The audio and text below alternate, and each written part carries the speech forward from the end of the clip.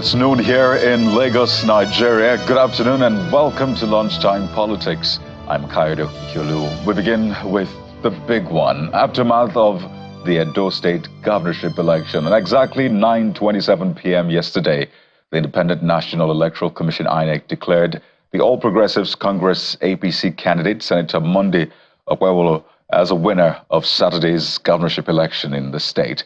Senator Okpebholo beat his main challengers, the candidate of the People's Democratic Party (PDP) Asuegu Dalu, and that of the Labour Party Olumide Akpata. He was announced winner with 291,667 votes, while his closest rival, the PDP candidate, polled 247,274 votes. I, Professor Farouk Adamukuta, hereby certify that I am the returning officer for the 2024 Edo State governorship election held on the 21st of September 2024. That the election was contested. The candidate received the following votes. Party A, 222 votes. Party AA, 206 votes. Party AAC, 273 votes. Party ADC, 1,956 votes. Party ADP, 1,099 votes. Party APC, 291,667 votes. Party ABGA, 1,242 votes. Party APM, 151 votes. Party APP, 144 votes. Party BP, 217 votes. Party LP, 2,763 votes. Party NNPP, 1,034 votes. Party NRM, 720 votes. Party PDP, 247,274 votes. Party PRP, 635 votes. Party SDP, 537 votes. Party YPP, 296 votes. Party ZLP, 254 votes. That Okpebholo Monday of APC, having satisfied the requirement of the law, is hereby declared the winner and is returned elected. Signed by the returning officer, Professor Farouk Adamukuta, this day, 22nd day of September 2024. And what followed that announcement was a congratulatory message from President Bola Tinubu to the governor-elect, now Senator Monday Okpebholo. President Tinubu also commended the APC national leaders, Edo State leaders, and party governors for, in his words, working hard to achieve the victory.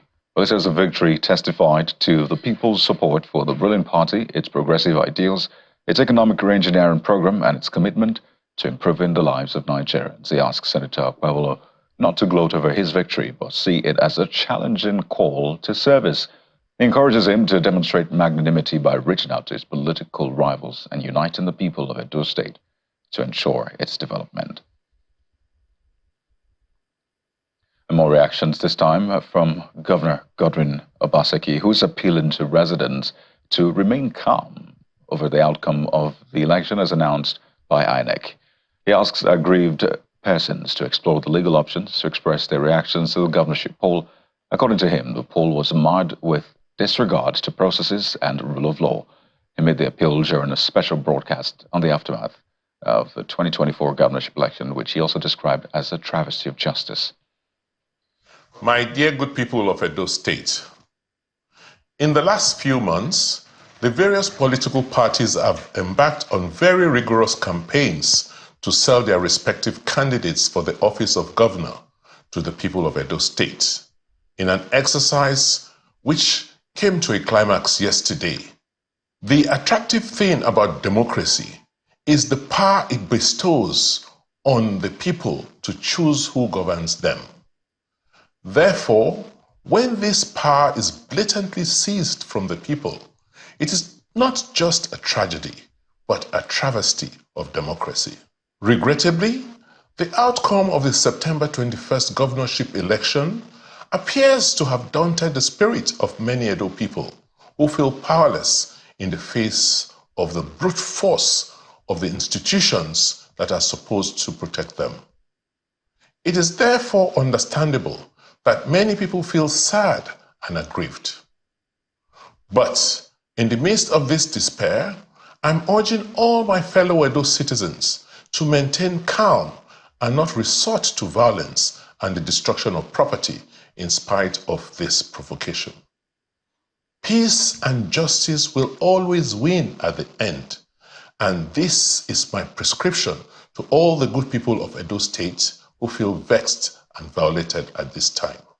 Clearly, it is obvious to the least discerning the amount of impunity and reckless disregard for processes and law that was displayed in this gubernatorial election.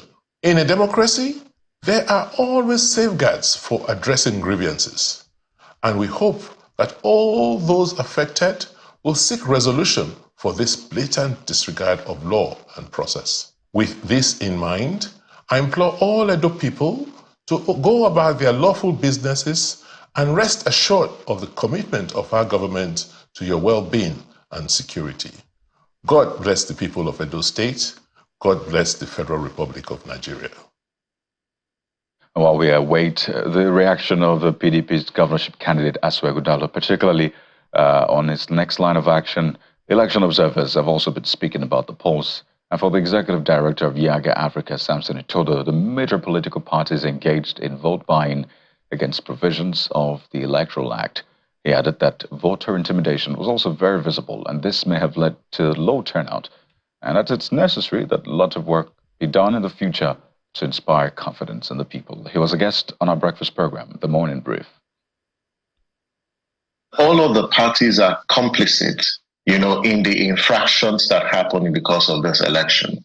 All, at least the major political parties, were all involved in vote buying. It is out there in our midday situational statement. We were very clear and identified local governments where votes were bought for 10,000 naira per voter. And it's really disappointing. You can actually say that the turnout is purchased turnout. You can also say that the choices that they expressed was compromised because it wasn't out of free will. Because in some cases where we observed, vote buying, the whole secrecy of the ballot was not guaranteed. You had mercenaries who sat right in front of the ballot box, right in front of the voting cubicle. And when people cast their votes, they display who they voted for, and then they receive, the cash. The role that security agencies played in the course of the coalition process.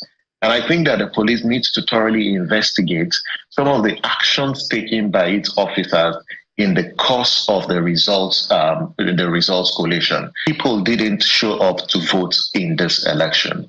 And that is disturbing because this downward trend really suggests that we have a lot of work to do to continue to inspire confidence on the part of people. So there you hear it, at least from the observers, as well as those who participated in that election. But let's get some more insights into this. We're joined by former Commissioner for Energy and Water Resources, Edo State, as a member of the APC, Mr. Washington Osifo, joins us virtually on the program. You're welcome to Lunchtime Politics, Mr. Osifo. Good afternoon. How are you?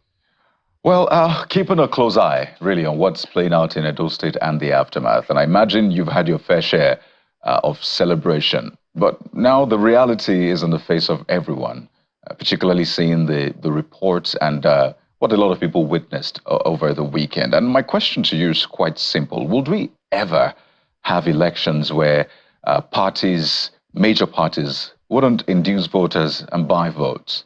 Is that something you look forward to as well? Well, first I want to thank God for a very peaceful election as against what we thought, because of the threat I was coming from no other person but the governor of Edo State and his co-travelers. But ultimately there was peace, and because it was peaceful, people were free to cast their votes for their chosen candidates. And today we now know who won. I mean, choice of the people. But as for the question you asked, there's no reasonable being who would want to subscribe to vote buying in modern democracy. I listened to what Itodo Samson said. I think it's not possible for him to be everywhere. In the over 4,000, close to 5,000 polling units, it would be insignificant. I don't know what he saw. I don't know where he saw what he saw. But what I know is that he wasn't in my unit, and several other units of Edo State. Perhaps he didn't even leave Oredo, to other locations, in Edo State. So for me, it's really neither here nor there. But I can tell you the All Progressives Congress, the APC, we didn't engage in vote buying because it was not one of what we canvassed or even planned when we were going for elections. What we did was that we went to the field to canvass for votes, and all through the time that was allowed by law to do that, we're responsible enough to do what we ought to do. But I think what went wrong for the ruling party and government is the attitude of the governor. Edo had never been divided until Godwin Obaseki came, and I've appeared in your program several times. Let me remind you, I know you know me very well. I am one of the 14 legislators, who were elected by 14 constituencies of Edo State in 2019 that Governor Obaseki and his co-travelers, stopped, prevented from being inaugurated. That was the first thing against democracy that he committed. He didn't stop there. He went on and on to defend it for 4 years, even when we went to the court, suppressed it. And today, the matter, never came over and never saw the light of the day, only for us to be told that at the expiration of the tenure, which we were never allowed to represent our people, and by then bringing democracy to its knees. What we're told is show to us why this will not be seen as just a mere academic exercise. Why do you think we need to continue with this when your tenure had expired? I'm shocked to the marrows of my bones when I saw him yesterday. And in any case, I was gloating, and I have no regret for gloating, when he was saying this is a travesty of justice or whatever. Democracy has been brought to his knees. A man who must come to equity must come with clean hands. And Edo people rejected him because they've been waiting just to reject him. Look at Oredo. He's from Oredo. Oredo is the heart of Edo South. This is where the Oba of Benin lives. The Oba to us is our God on earth. As a Benin man, if you disregard the Oba of Benin, you will pay for it politically. It has happened before to several. During Lucky Benedion in his first approach in an attempt to contest, something was wrongly done. And thus, Mr. Osifo, let me come in here and raise some issues. Right. We're due for a break in a few seconds, but just to say that Governor Obaseki was not the one on the ballot. It was Mr. Aswekudalo, and that's clear. That's on the one hand. Secondly, the Oba said he didn't have any issue with him, and I'm sure you've seen that reaction when Senator Shomole was speaking, and he said, well, he didn't have any issue with Governor Obaseki. The third point is the fact that over 140,000 people voted for the PDP candidate. And I imagine that they had their own choice to make, and they made that choice. But we'll continue on this trajectory. I'd like to show you what was said particularly. This is also about the vote trading issue. I'll show you what was said in particular by the Civil Society Situation Room, the Kuka Center, all those who monitor these elections. I'll give you the specific incidents and get you to speak to them. But we have to go for a break now. When we return, we'll continue on this conversation. So please stay with us. Mr. Osifo will be right back. Welcome back to the program. We're still talking about the outcome of the Edo governorship election. Senator Monday Okpebholo of the APC declared winner of that election by INEC. And we have joining us former Edo Commissioner for Energy and Water, Mr. Washington Osifo, virtually. Well, Mr. Osifo, just before we went on that break, I was going to give you the specifics of vote trading, which was widely reported in that election. And it's quite interesting that you're saying, well, your party did not engage in it. So let me tell you this. The price of votes ranged from 5,000 to 10,000. I'm sure you are aware of that. And we had instances in our East local government area, Esako West local government area. This is from the civil society situation from a coalition of different election observers, Ego, Ordo, our West local government areas. In fact, in some cases, voters were also induced with food items like bread, sausage rolls. Just shows how much people were demeaned in that whole process. Take a look at what the Kuka Center also said regarding vote trading, saying that its key observations was that it was a recurrent violation in 90% of the polling units that they covered, 90% in Edo State governorship election. And this is a clear violation of the Peace Accord on the one hand and Section 123A of the Electoral Act. So these are clear evidences. I don't know if political parties have a budget that you set aside for vote buying, but when you say no reasonable person should engage in that, does that mean those who may have engaged in it in your party are unreasonable and you would willingly fish them out and hand them over to the police? You see, let me tell you something. You said evidence. I don't know the probative value of the evidence, and you're reporting. I listened to what Itodo said. Itodo said major political parties. I can only speak for APC. Maybe PDP, but I don't know.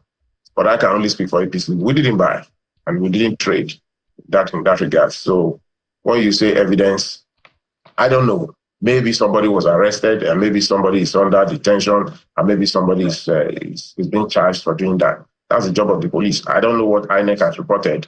But what the observers are saying, it's really neither here nor there. I am telling you, close to 5,000 polling units in those states, it was impossible for them to be all everywhere, even in 10%, because they didn't come to my local government, they didn't come to my unit, they didn't come to my ward. So it's neither really here nor there. But to talk about that Godwin Obaseki was not on the ballot, evil communication, they say corrupt good manners.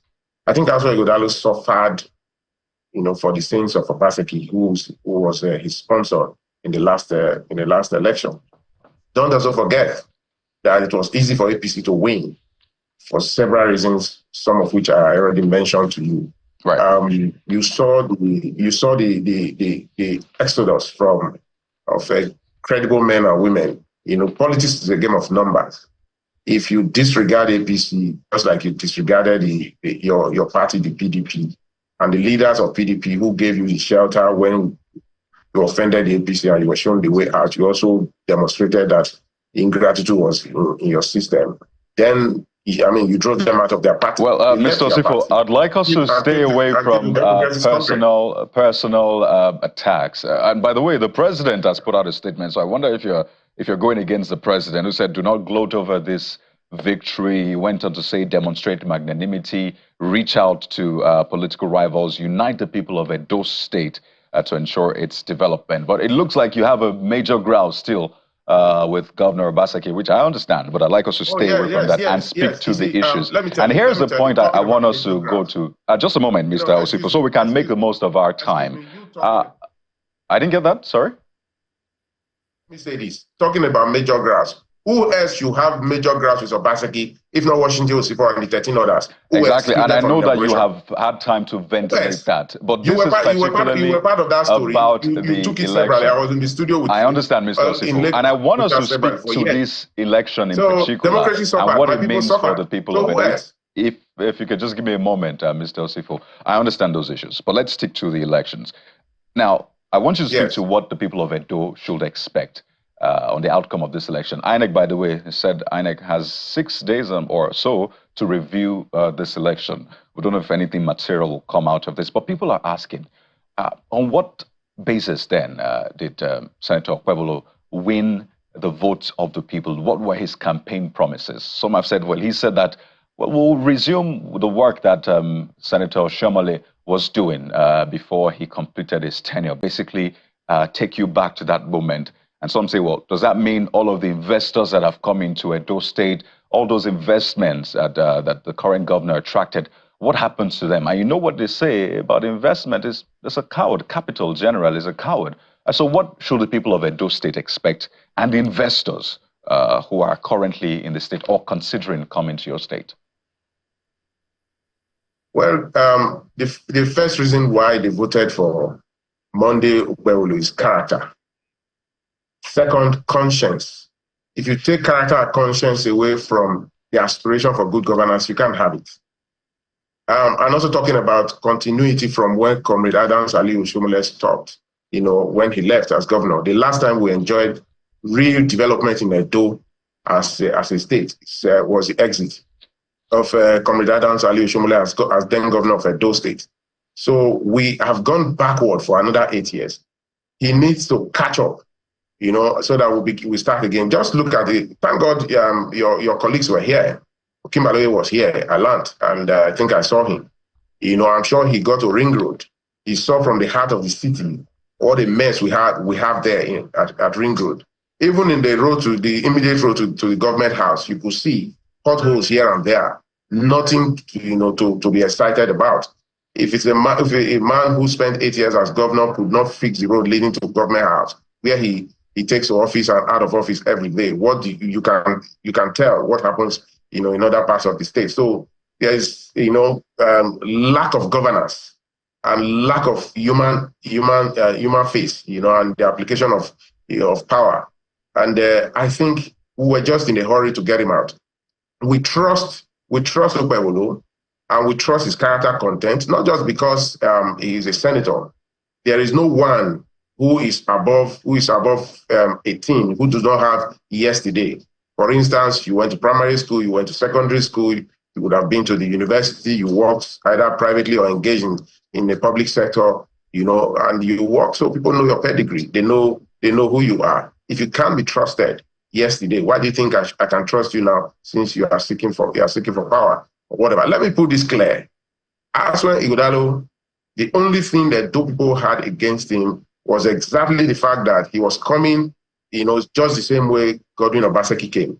We saw him as a stranger then, who wasn't in Benin. He had no business in Benin. He had no building in Benin. Therefore, this man was also coming. He dealt with Edo people. He had no sympathy. He left where he was staying at the then Vice President Ikomo's house, where he rented. That was where he stayed for 7.5 years. 6 months to the expiration of his tenure, he packed to an apartment in Government House, right, where he currently is now, Mr. which is just a two-bedroom apartment. Again, we're going to the personal issues, but I want to speak also aspiring to largely for the people of Edo State and what to expect. So let me take you up on this on a final note, right? And I want us to be clear about what I asked earlier on, the investment reality for Edo State. The current investors and the ones planning to come in. You can't take it away from the current governor, Godwin Obaseki, as an investment banker. In fact, he was brought in to the Oshomole government because of that pedigree. Yeah. And guess what? It's quite interesting. You say that the current governor-elect now wants to take people back to what Oshomole was doing, because I recall then, I think about plus 4 years ago, Senator Oshomole was thanking Governor Obaseki for continuing with his policies before they fell out anyway. They fell out and, the hymn changed. So I want you to end on that note. What happens then to the investments, the investors, both the ones that are currently there and the ones coming in? We have just less than 60 seconds to close. I'd like you to speak to that, because that's important. Edo people, we are one of the most civilized persons on earth. But I want to let you know that if there's anything good about what Obaseki did for 8 years, no matter how tiny it is, we will sustain it and build on it. That I can tell you. But I can also tell you that 90% of what he has done has brought us backward more than going forward. So I think we are going to the default, taking Edo back to the default setting so that we'll start again. But I can assure you, and he knows that we have capacity to sustain what is good and also keep away what is not good so that we can develop Edo to the Edo of our dreams. There you go. I know that this is going to be an ongoing conversation, particularly about the pedigree of Senator Okpebholo and what he brings to the table. But we have to anchor at this point. And thank you very much, Mr. Washington Osifo, former Edo Commissioner for Energy and Water. Who knows what role you'll be playing in this government, but I can tell that you're excited. Thank you for your time on the show. Thank you so much for having me. God bless you.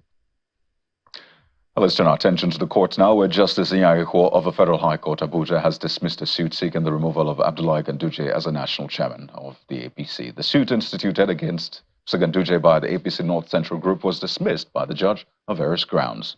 Justice Eko held that the APC North Central Group is not a juristic person and not registered in law, and therefore has no legal power and capacity to file the suit.